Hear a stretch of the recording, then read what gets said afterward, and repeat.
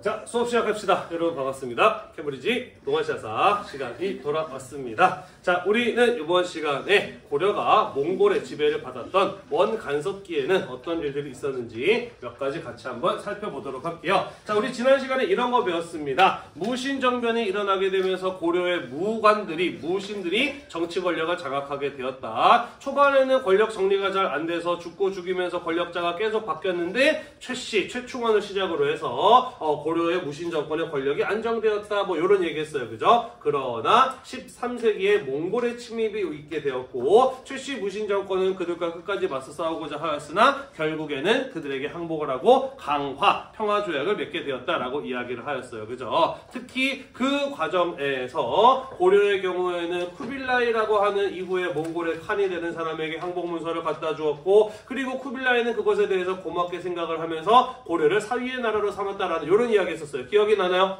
네. 자, 그러면서 고려는 원나라의 간섭을 받게 되는 부마국이 되는데 그 이야기부터 같이 한번 해보도록 하겠습니다. 잠시만요. 자, 같이 한번 살펴보도록 하겠습니다.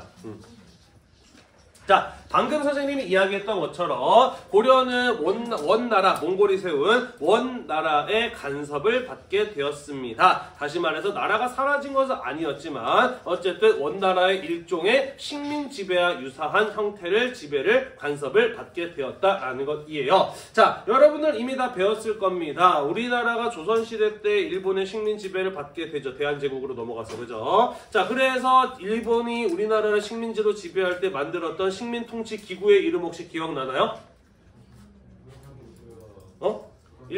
그렇지. 우리나라를 식민지로 통치하기 위해서 설치했던 식민통치기구, 그게 바로 조선총독부라고 하는 것이었잖아요. 그죠? 여기 나와 있는 이 정동행성이라고 하는 것도 그것이랑 비슷한 것이라고 생각하면 될 것 같아요. 자, 정동행성이라고 하는 이름은 어떤 뜻이냐? 정벌할 정자에 동력 동자. 행성이라고 하는 것은 당시 중국에서 지방에 만들어 놓은 관청들을 일컫는 이름이 바로 행성이라고 하는 것이었어요. 다시 말해서 정동행성이란 무엇이냐? 고려에 설치된 동쪽을 정벌하기 위한 지방관청이라는 뜻을 가지고 있다라고 보시면 되겠습니다. 자, 당시 고려의 동쪽에는 어떤 나라가 있었나요?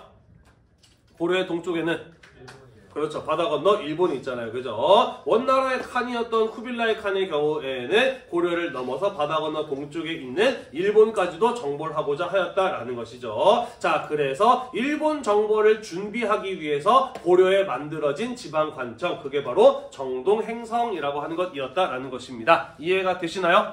네, 그래서 여기에서 이제 몽골군이 일본으로 타고 갈 배 같은 것들이 만들어지게 되는 것이고요. 몽골군과 함께 일본으로 건너갈 고려의 군대 같은 것들이 모아지고 운영되는 이러한 기구가 바로 이 정동행성이라고 하는 것이었다라는 거예요. 이해가 되시죠? 자, 그런데 이 몽골의 일본 원정이 성공했느냐 실패했느냐?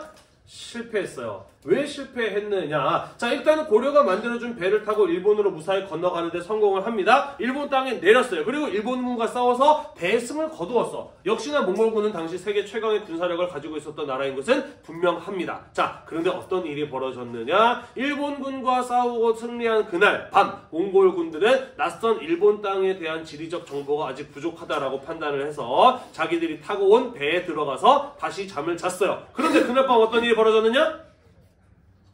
태풍이 불었어. 그래서 배에 타고 있었던 몽골 군들이 태풍으로 전부 다 배가 부서지고 뒤집히고 하면서 바다에 빠져 죽은 겁니다. 다음날 일본군이 다시 싸우기 위해서 바닷가로 와봤는데 몽골군은 온데간데 없고 바다에는 부서진 배와 시체들만 둥둥 떠 있는 거예요.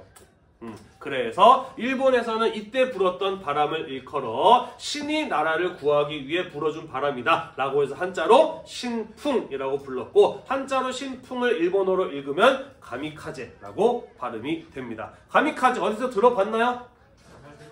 그렇죠. 2차 세계대전 끝에 일본이 도저히 미국을 이기지 못할 것 같으니까 개인용 비행기에다가 폭탄을 잔뜩 실어서 미국의 함대에게 돌격하게 만드는 자살 특공대의 이름이 바로 가미카제 특공대라고 하는 것이었죠. 그죠? 왜 이름을 붙였느냐? 이런 이름을 붙였느냐? 도저히 몽골군 이기지 못할 것 같았는데 마침 바람이 불어서 몽골군의 침략을 막아낼 수 있었잖아요. 그죠? 그래서 미군과의 전쟁에서도 마찬가지로 기적적인 승리가 일어나기를 바라는 마음에서 그 이름을 이름을 붙여주었던 것이죠. 이해가 되시죠? 네, 우리 나중에 2학기 부분에 가서 이 이야기 다시 한번 하게 될 겁니다. 재밌는 거는 이때 이제 자살특공대 가운데 조선 사람들도 꽤 많이 있었다라고 하죠. 자, 넘어갑시다. 자, 아무튼 그래서 정동행성은 원래 일본 원정을 준비하기 위한 기구였는데 일본 원정이 실패로 끝나고 난 이후에도 그대로 고려에 남아서 이후에 고려의 내부 정치, 내정에 대해서 간섭하기 위한 기구로 그대로 활용이 되었다라는 것이에요. 그래서 선생님이 아까 이야기했던 것처럼 일제강점기에 말하자면 조선 총독부와 같은 역할을 하였다라고 볼 수 있다라는 거예요. 이해가 됐나요? 네, 주로 고려에서 어떤 일이 일어나게 됐을 때 곧바로 몽골 제국에게 알리고 몽골 제국의 의사를 고려에게 전달하는 이러한 역할을 하였다라는 것 정도 이해를 하시면 될 것 같습니다.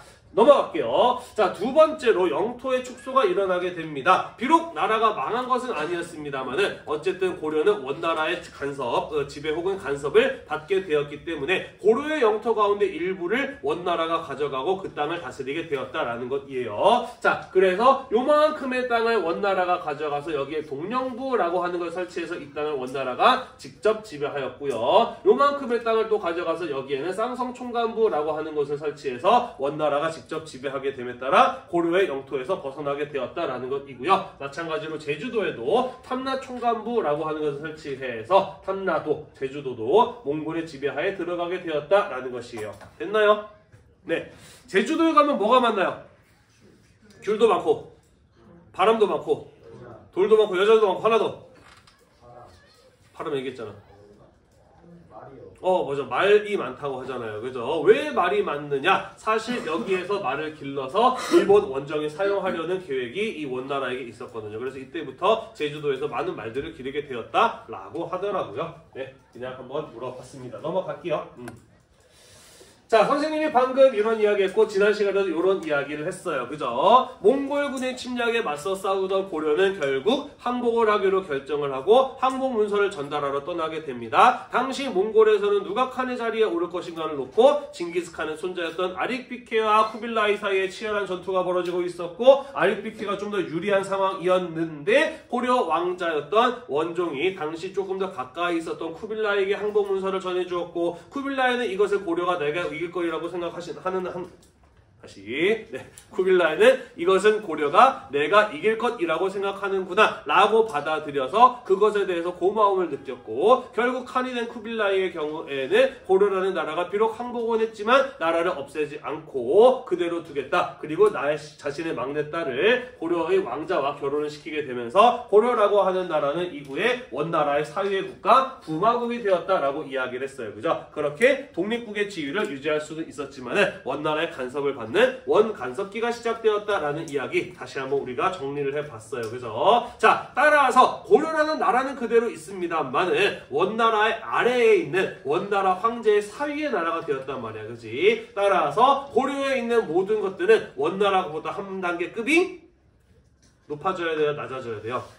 낮아져야 돼요. 그죠? 고려는 원나라 아래에 있는 나라가 되었기 때문에 고려에서 운영하는 정치 제도라든지 관청의 이름이라든지 왕에게 붙여주는 이름이라든지 이런 것들 모두 원나라보다 한 단계 급이 낮은 것으로 만들어야 했다라는 것이죠. 그것을 가지고 우리는 관제의 격하라는 이런 표현을 쓰기도 합니다. 자, 그래서 이때부터 원간섭기의 고려의 왕들은 반드시 누구랑 결혼을 해야 했냐면 원나라의 공주랑 결혼을 해야 했고요. 그리고 어떤 사람이 이후에 고려의 왕이 될 수 있었느냐? 고려의 왕과 원나라 공주 사이에서 태어난 자식. 다시 말해서 엄마가 원나라 공주인 왕자만 이후에 고려의 왕이 될 수가 있었다라는 거예요. 이해가 되시죠? 그리고 그 왕자의 경우에는 원나라에서 성장하고 교육을 받아야만 했다라는 겁니다. 이해가 되시죠? 네, 고려의 왕은 원의 공주와 결혼해야 했고 거기서 나온 자식만이 고려의 왕이 될 수 있었는데 원나라에서 자라고 교육을 받다가 왕이 될 때 고려에 돌아와서 왕이 되었다라는 것이에요. 이해가 되시죠? 네. 자, 뿐만 아니라 선생님이 방금 이야기했던 것처럼 왕실의 혹칭이나 관제, 중앙관청의 제도 같은 것들이 원나라보다 한 단계 급이 낮아지게 되었다, 격하되었다라는 것이에요. 자, 예를 들자면 우리가 지금까지 고려의 왕들을 불렀던 명칭들 있잖아요. 그죠? 왕건의 경우에는 태조, 왕건이라고 불렀잖아요. 그죠? 그 이후에 우리 뭐 광종에 대해서 배웠었고 성종에 대해서도 배웠었는데 뭐 태조, 광종, 성종 이런 것들 전부 다 우리는 무엇이라고 이야기를 하냐면은 시호라고 이야기를 해요. 시호라고 하는 건 무엇이냐면은 왕이나 황제가 죽고 난 다음에 그의 업적을 평가해서 후대의 사람들이 붙여주는 이름을 가지고 시호라고 이야기를 합니다. 문제는 중국의 황제들에게도 이러한 조나 종자로 끝나는 시호를 붙여 주었다라는 거지. 이해가 되시죠? 네. 자, 따라서 고려는 원나라보다 아래에 있는 나라가 되었기 때문에 고려의 왕들에게 원나라와 똑같이 이러한 시호를 붙여줄 수 있을까 없을까? 없어진 거예요. 그죠? 자, 그래서 원간섭기 이전의 왕들에게는 무슨 조나 무슨 종이라는 시호를 붙였습니다만은 원간섭기로 가게 되면서 그것을 쓰지 못하게 되면서 원간섭기의 왕들의 경우에는 충 무슨 왕 이런 식으로 원나라에게 충성스러웠던 왕이었다라는 식의 시호가 붙게 되었다라는 것이에요. 이런 게 왕실의 호칭의 격하인 겁니다. 이해가 되시죠? 네. 네. 그 외에도 뭐 왕이 자기를 스스로 칭할 때는 짐이라고 했는데 요거 마찬가지로 원나라 황제가 쓰는 표현이요. 고로 바꿉니다. 태하, 전하, 태자, 세자, 중서성, 상서성, 첨의부, 원, 밀직사 뭐 이런 식으로 왕실에서 사용하는 용어나 관청의 제도의 이름을 전부 다 원나라보다 한 단계 급이 낮은 것으로 바꿔야만 했다라는 소리가 되겠어요. 이해가 되시죠? 네, 뿐만 아니라 원나라의 간섭과 지배를 받게 되었기 때문에 고려는 원나라가 내 나라라고 하는 것들을 많이 내놔야 했어요. 그러면서 많은 사람들이 끌려가기도 하고 많은 자원들이 빼앗기기도 하였습니다. 그게 바로 인적, 물적 수탈이라고 하는 것이에요. 자, 여러분이 생각하기에 아시아 혹은 뭐 동아시아에서 어느 나라 사람들이 제일 예쁜 것 같아요? 뭐 사람마다 생각이 좀 다를 수는 있는데 선생님이 여러 군데 여행을 다녀봤을 때 선생님이 한국 사람이라서 그런지 모르겠지만 우리나라 여자들이 가장 예쁘다라는 선생님 생각이 들었어요. 뭐 어딜 놀러 갔을 때 와, 저 사람은 되게 예쁘다 가까이 가서 봐야지라서 가까이 가보면은 서로 한국말로 대화하고 있는 이런 모습들을 종종 본 적이 있거든요. 네, 여러분들의 생각은 어떤지 모르겠습니다만은 아마 당시의 몽골 사람들의 인식도 그러했던 것 같아요. 이 몽골 제국이라고 하면은 유라시아 대륙 전체에 걸쳐서 굉장히 넓은 땅을 지배했던 사람들이잖아, 그지? 하지만 당시에 고려의 황족들이나 귀족들에게 가장 인기 있는 여성들은 누구였느냐? 바로 고려의 여성들이었다라고 해요. 자, 그래서 공녀라고 해서 공녀라고 해서 원나라의 황실이나 귀족의 여성으로 끌려가는 사람들이 있었다라는 거예요. 우리는 그런 사람들을 가지고 공녀라고 한다. 특히 고려의 여성들의 경우에는 외모가 무척이나 아름다워서 마치 오늘날 우리가 좀 잘 나가는 사람이다라고 한다면 외제차 한 대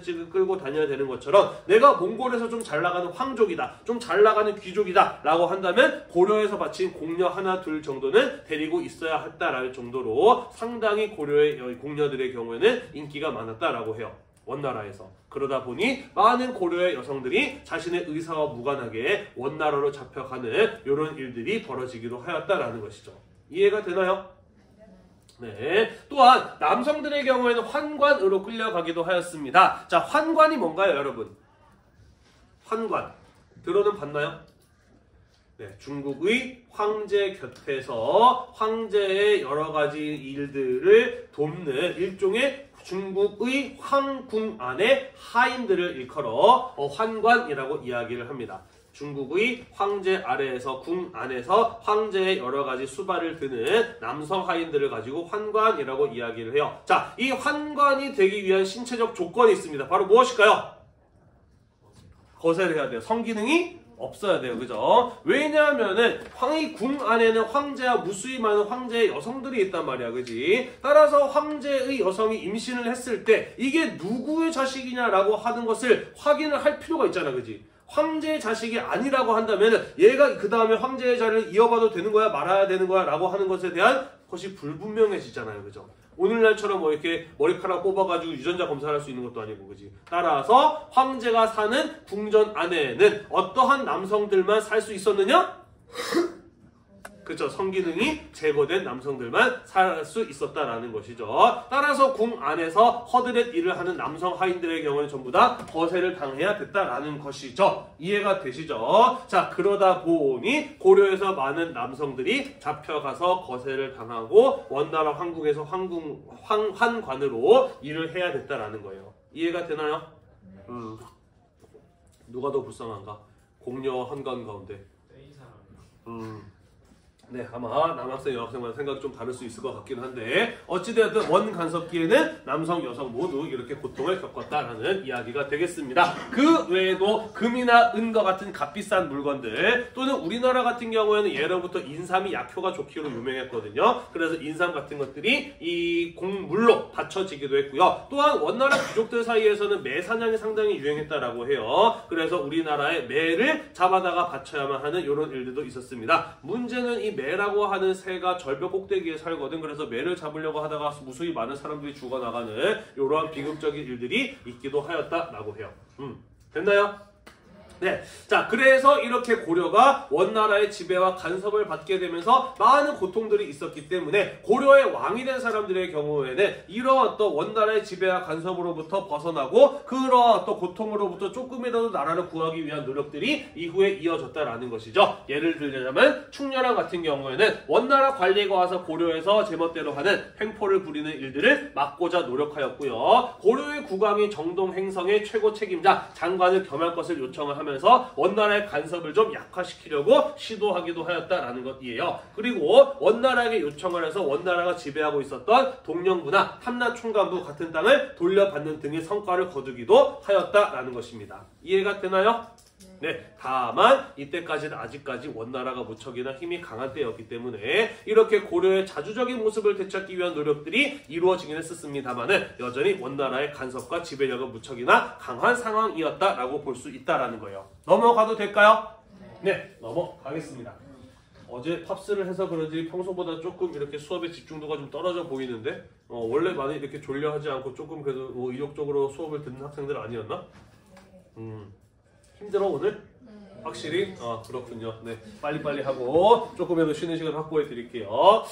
자, 넘어갑시다. 고려의 원간섭기의 지배층을 일컬어 우리는 무엇이라고 부르냐면은 권문세족이라고 부릅니다. 말 그대로 번역을 해보자면 권위 있는 가문의 세력 있는 가족들이다 라는 정도로 해석이 가능한데요. 자, 이 사람들은 집안 대대로 고려의 고위 관직을 독점하면서 정권을 장악했던 인물들입니다. 어떤 사람들이 원간섭기의 지배층인 권문세족이 되었느냐? 출신은 성분은 굉장히 다양합니다. 과거 문벌 출신들도 있었고 무신 출신들도 있었습니다만은 새롭게 원나라 덕분에 성장한 세력들도 있었어요. 통역관이라든지 뭐 이런 사람들이 원나라의 힘을 등에 업고 권력을 장악하는 사례들도 있었다라는 것입니다만은 이 권문세족들이 갖는 공통점이 있습니다. 그건 바로 무엇이냐? 자, 일제강점기에 잘 나가는 사람은 어떤 사람들이었지? 일파였어요. 그죠? 일본의 식민 지배를 받고 있는 상황이었기 때문에 일본의 힘을 등에 업은 사람들이 잘 나갔잖아. 그지? 그러니까 원간섭기니까 어떤 사람들이 잘 나갔겠어? 친원파인 거예요. 그죠? 권문세족의 공통점은 친원파였다. 원나라 세력을 힘의 등에 업고 고려의 권력을 장악하고 행사했던 인물들이 바로 권문세족이었다라는 것입니다. 자, 이 권문세족의 대표적인 사례로 교과서에서 소개하고 있는 게 바로 기철과 그의 가문입니다. 자, 기철은 사람 이름이고요. 이 사람은 어떻게 해서 고려의 권력을 장악하는 권문세족이 될 수 있었느냐? 고려의 여동생이 원나라의 공녀로 끌려갔어요. 그런데 이 여인이 굉장히 아름다운 나머지 공녀로 끌려갔던 여동생이 누구의 부인이 되냐면 원나라 황제의 둘째 부인이 돼요. 그리고 원나라 황제의 첫째 부인이 사망을 하게 되면서 실질적인 첫째 부인이 됩니다. 자, 원간섭기에 자기 여동생이 원나라 황제의 부인이야. 그러면 이 사람이 고려 내에서 어떠한 지위를 갖게 될까? 그렇죠. 어찌 본다면 고려의 왕보다 훨씬 더 강한 힘을, 강한 지위를 가진 사람이었다라고도 볼 수가 있겠네요. 그죠? 그 사람이 바로 이른바 기황후라고 하는 사람이고요. 옛날에 하지원 씨가 연기했던 드라마가 만들어졌던 모양이에요. 이 그림을 찾으려고 구글 검색을 했더니 이 사진 나와서 같이 한번 넣어봤어요. 실제 초상화하고 약간의 좀 갭이 좀 있기는 하네요. 그죠? 네, 자 그래서 여동생이 황후가 된 덕분에 국왕을 압도하는 권력을 누렸던 이와 그의 가문이 바로 기씨 가문이었다. 기철의 가문이었다라는 소리고 이런 사람들이 바로 대표적인 권문세족이었다라는 거예요. 이해가 되시죠? 네, 자 일제강점기의 친일파들의 경우에는 백성들 그러니까 국민과 나라와 민족을 걱정하는 양심적인 사람이었나요? 아니었나요? 일제강점기의 친일파도 어떤 사람들이었어? 그렇죠. 자신의 이익을 우선적으로 고려해서 민족과 국가와 양심을 어느 정도는 충분히 어겼던 사람들이 바로 일제강점기의 친일파에 해당하는 사람들 아니었나요? 그죠? 원간섭기의 친원파인 권문세족도 마찬가지였다라고 보시면 돼요. 음서 제도를 이용해서 집안 대대로 고위 관직을 독점하였고요. 그렇게 가지게 된 권력을 바탕으로 도평의사사를 장악을 하기도 합니다. 자, 도평의사사라고 하는 건 무엇이냐면요, 이런 거예요. 자, 우리 지난번에 고려의 중앙관제에 대해서 배운 적이 있습니다. 그러면서 재신이라든지 추밀 같은 고려의 고위관리들이 모여서 나라의 일을 빨리빨리 결정하기 위한 회의기구가 존재했다라고 이야기를 했었습니다. 그 가운데 군사와 국방과 관련된 기구가 있었는데 혹시 이름 기억나나요? 도병마사라고 하는 것이었어요. 그죠? 자, 이 도병마사라고 하는 곳이 고려에서 전쟁이 오랫동안 길게 이어지게 되면서 나라에서 군사나 국방과 관련된 문제뿐만 아니라 모든 일들을 다 처리하는 회의기구로 한 단계 더 업그레이드 혹은 확대가 돼요. 그 도병마사가 업그레이드 확대가 된 게 바로 이 도평의사사라고 하는 것이 되겠습니다. 무슨 말인지 이해가 되시죠? 네, 모든 일들을 처리하는 고려 최고의 권력기구이자 회의기구가 바로 도평의사사였다. 물론 나라의 모든 일들을 고위 대신들이 모여서 회의를 통해서 빨리빨리 결정하면 좋은 점도 있었겠습니다만 어떠한 문제점도 있을 수가 있느냐? 나라의 모든 일을 여기서 이 조그마한 회의기구에서 다 처리해. 어떤 일이 벌어질 수 있을까? 권력자가 요것만 잡고 있으면 나라를 다 장악한 거나 다를 바가 없어진다는 거지. 그래서 다른 세력들이 이들을 비판하거나 견제할 수 있었다 없었다? 없었다라는 거예요. 그죠? 비판받거나 견제받지 않는 권력을 가지고 이 사람들은 무엇을 했을까? 남의 땅을 빼앗고, 그죠? 멀쩡한 사람을 노비로 만들어서 자신의 재산으로 삼는 이러한 일들이 벌어졌다라는 것입니다. 이해가 되시죠? 네, 그래서 원간섭기의 지배층이었던 권문세족의 지배하에 고려의 백성들은 무척이나 고통스러울 수밖에 없었다라는 이야기가 되겠습니다. 넘어갈까요? 네. 자, 그런데 상황이 변했습니다. 1368년 중국에서 명이라고 하는 나라가 세워지게 되어 원나라 몽골족의 지배를 받고 있었던 한족들이 머리에 빨간색 띠를 두르고 반란을 일으키기 시작을 합니다. 머리에 빨간색 띠를 둘렀다고 해서 우리는 이 사람들을 뭐라고 부르냐면은 홍건적이라고 이야기를 해요. 자, 그리고 그 홍건적들 가운데 한 무리를 이끌던 주원장이라고 하는 사람이 몽골족들을 중국 땅에서 몰아내고 새로운 나라를 세웠으니 그 나라가 바로 명이라고 하는 나라였다라는 것이고요. 이렇게 중국의 주인이 명나라에서 원나라도 바꾸던 시기를 우리는 뭐라고 부르냐면은 원명교체기라고 이야기를 해요. 이해가 되나요? 네, 자, 지금 중국의 땅을 누가 차지할 것인가를 놓고 원과 명 사이에 치열한 전쟁이 벌어지고 있어요. 원나라는 고려에 대해서 간섭하거나 개입할 만한 여유가 있나요? 없나요? 없어요. 그죠? 자, 그래서 원나라의 간섭이 원명교체기 이후에 이전에 비해서 크게 약화되었을 수밖에 없었다라는 게 이해가 되시죠? 그죠? 자, 그러면서 이러한 원나라의 힘이 약화된 틈을 타서 고려의 자주적 모습을 되찾기 위한 개혁이 시도되었다라는 이야기예요. 그러한 개혁을 시도했던 인물이 바로 무슨 왕이었다? 공민왕이었다라는 것이에요. 원명교체기 원나라의 힘이 약화된 틈을 타서 고려의 자주성을 되찾기 위한 개혁을 시도하였으니 그가 바로 공민왕이었다라는 것입니다. 자, 그래서 한때 국왕을 넘는 권력을 누렸던 기씨 일족을 비롯한 친원 세력들을 제거해내게 되는 것이고요. 정동행성 이문소라고 하는 것을 폐지합니다. 우리가 아까 배웠던 원나라가 고려에 대해서 내정 간섭을 하기 위해서 만들었던 일종의 식민통치기구인 이 정동행성의 가장 핵심적인 파트가 이문소라고 하는 것이었거든요. 여기를 중심으로 친원 세력들이 모여서 힘을 모아서 고려의 정치를 좌지우지했던 이런 곳이라고 이해를 하시면 될 것 같아요. 그래서 정동행성의 이문소를 폐지하였다라는 것이고요. 원나라가 끝까지 고려에게 돌려주지 않았던 땅, 아까 여기 쌍성총관부라고 하는 곳이 있었다라고 이야기를 했잖아요. 그죠? 그래서 국민왕 때에는 군대를 동원해서 원나라가 돌려주지 않았던 쌍성총관부를 힘으로 되찾고 그보다 조금 더 넓은 영토를 확보해 나가는 이러한 대단히 적극적이면서도 자주적인 개혁의 시도, 독립의 시도가 이 공민왕 때에 이루어졌다라는 것이에요. 이해가 됐나요? 네, 또한 원나라의 간섭을 받게 되면서 낮아지게 되었던 왕실의 호칭이라든지 관청의 제도를 원나라의 간섭을 받기 이전으로 되돌렸다라는 것이고요. 고려가 원나라의 간섭을 받게 되면서 고려 내에서 많은 모습들, 문화적인 모습들이 원나라와 닮아가는 이런 일들이 벌어지게 되기도 하였거든요. 예를 들자면 우리나라 같은 경우에도 일본의 식민 지배로부터 벗어나게 되면서 일본의 문화나 언어로부터 벗어나려는 그런 어떤 자주적인 시도가 있었다라는 거 중학교 때 배웠나요? 네, 그러면서 뭐 우리말 쓰기 운동, 한글에 대한 연구 뭐 이런 게 이루어졌다는 거 들어본 적 있지, 그지? 그죠? 자, 그와 마찬가지로 원나라의 이런 어떤 간섭으로부터 벗어나면서 원나라의 문화를 없애기 위한 노력도 함께 이루어지기도 했다라는 것이죠. 자, 원나라 사람들은 유목민족들이다 보니까 유목민족 고유의 헤어스타일 합니다. 이런 거 뭐라고 부르나요? 변발이라고 부르죠. 그죠? 변발이라든지 몽골의 옷을 입은 사람들이 당시에는 많았는데 이런 것들 모두 금지시키는 이러한 조치들이 공민왕의 개혁 과정에서 이루어지기도 하였다라는 것이에요. 넘어가도 될까요? 네.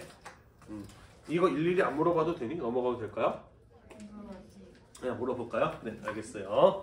자, 원간섭기의 문제 가운데 하나가 무엇이었느냐? 원나라의 힘을 등에 업고 권문세족이라고 불리는 사람들이 막강한 권력을 장악을 하고 그것을 바탕으로 백성들의 땅을 마구마구 빼앗고 멀쩡한 사람을 노비로 만드는 이런 일들이 벌어졌던 거 아니었겠습니까? 그죠? 자, 그래서 그러한 일들을 개혁하기 위해서 국민왕에 내세웠던 인물이 있었으니 그가 바로 신돈이라고 하는 승려였습니다. 자, 이 신돈이라는 사람은 갑자기 어떻게 등장하게 되느냐? 뭐 이런 기록이 전해져 내려오고 있어요. 공민왕의 경우에도 원간섭기의 왕이었기 때문에 당연히 누구랑 결혼했을까?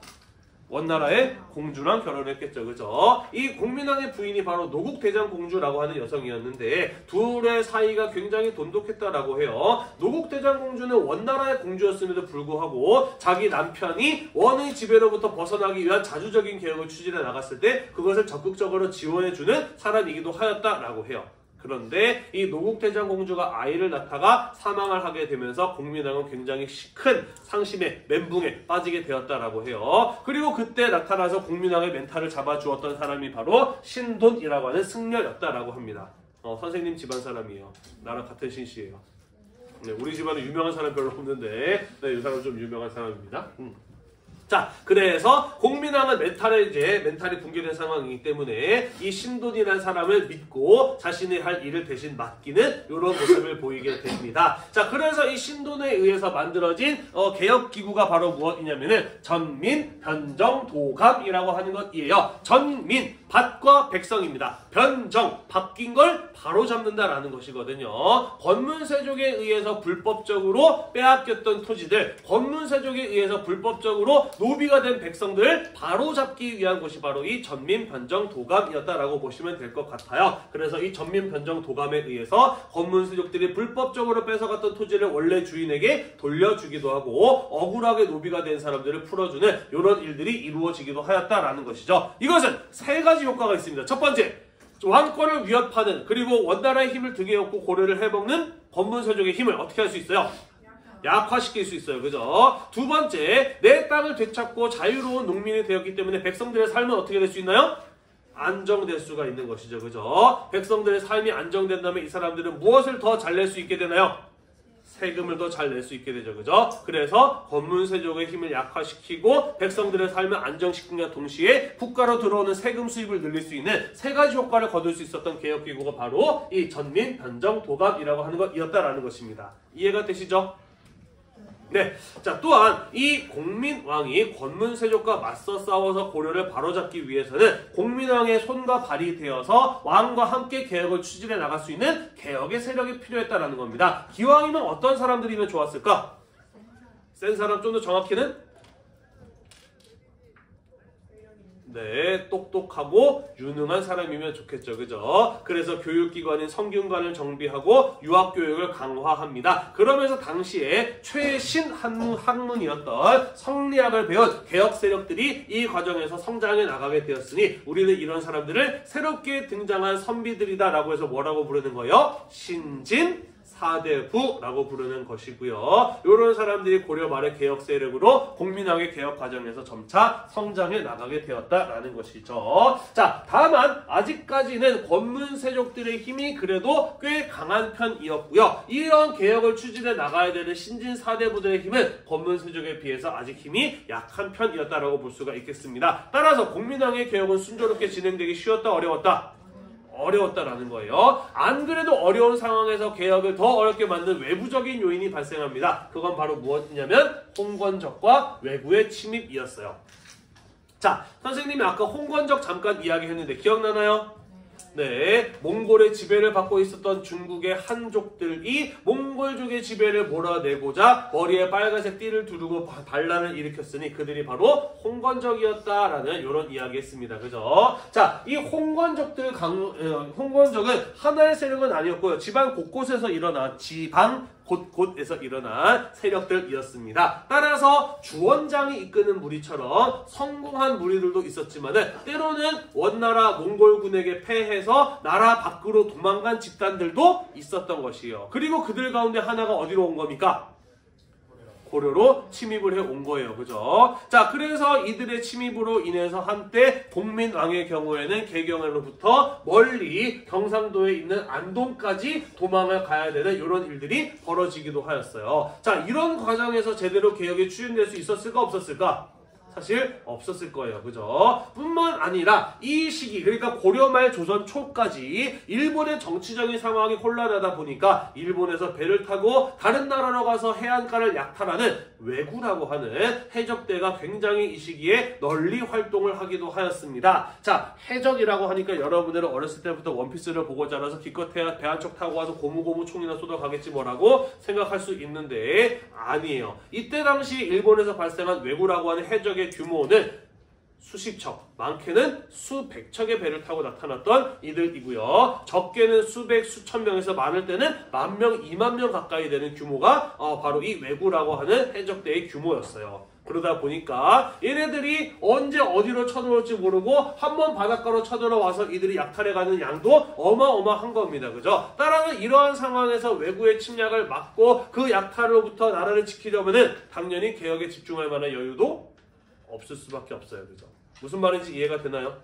네. 자, 물론 이 과정에서 이후에 고려 사회를 개혁해 나가는 새로운 무인 세력들, 신흥 무인 세력인 최영이나 이성계 같은 사람들이 이 과정에서 성장을 하는 성과를 거두긴 합니다만은 어찌되었든 홍건적과 왜구의 침입으로 인해서 고려의 외부적인 이런 침입으로 인해서 고려의 상황이 무척이나 어렵고 힘들었기 때문에 이러한 국민왕의 개혁이 성과를 거두는 데에는 한계가 있었다라는 것입니다.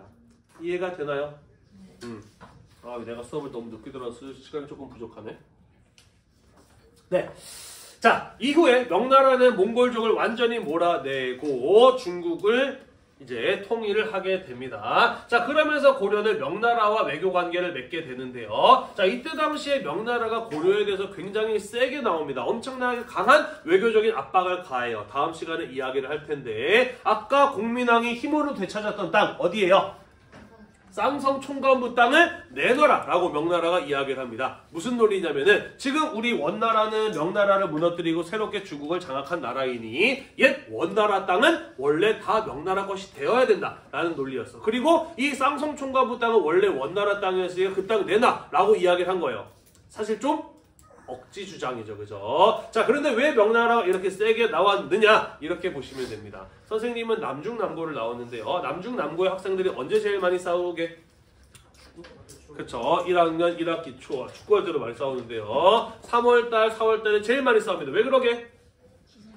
기선제압. 좀 더 정확하게 이야기하자면 서열 정리죠. 그죠? 네. 남학생들 한 군데에 모아놓으면 동물이랑 다를 바가 없어요. 여러분들 어렸을 때 보던 동물의 왕국 이런 거 보면 사자나 고릴라 같은 이런 무리지어 사는 동물들의 경우에는 수컷들끼리 서열 다툼한 다음에 서열 정해지고 그 다음에 암컷들을 거느리고 막 이런 거 나오잖아요. 그죠? 네. 남학생들 모아놓으면 똑같아요. 각 초등학교에서 각 중학교에서 온 애들 아직 자기들끼리 서열 정리 안 돼 있잖아요. 그지? 그러니까 그렇게들 막 싸우는 거야. 기싸움을 하고. 이것도 마찬가지 상황이었다라고 보면 돼요. 명이라고 하는 나라는 이제 새롭게 등장한 나라잖아. 그지? 그러다 보니까 고려라는 나라랑 처음 외교 관계를 맺는 관계에서 뭐 할 필요가 있었던 거예요? 기싸움을 할 필요가 있었던 거예요.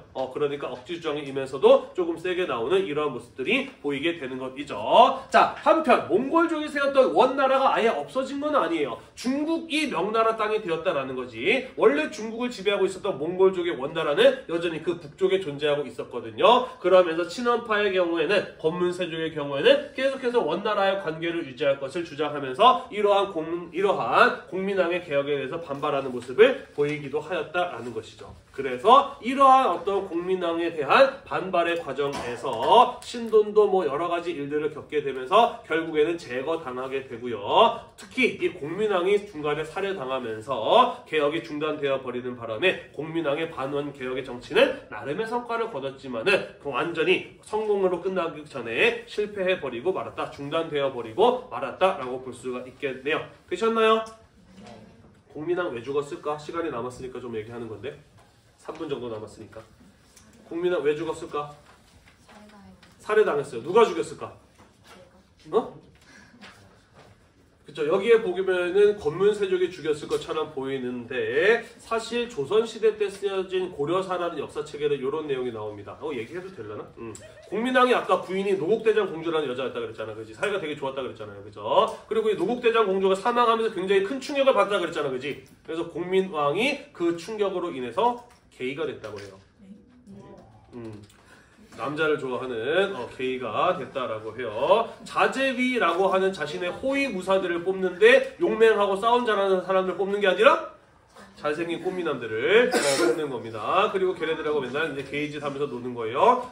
그래서 이제 옆에서 이제 다른 제정신의 신하들이 전하 지금 뭐 하시는 겁니까? 지금 왕자가 없는 상황에서 하루빨리 왕자를 만들어가지고 후사를 잇도록 해야지. 왜 맨날 게이들이랑 노세요? 왕이 이렇게 뭐라고 했던 거야. 그랬더니 공민왕이 뭐라고? 나보고 지금 아이를 만들라고? 그래 그럼 누구로 하면 돼? 라고 하면서 막 아무 여자나 데리고서는 막 자식을 만들려고 막 이런 막 미친 짓을 하다 보니까 견디다 못한 주변 사람이 죽였다라는 이런 이야기가 전해져 내려옵니다.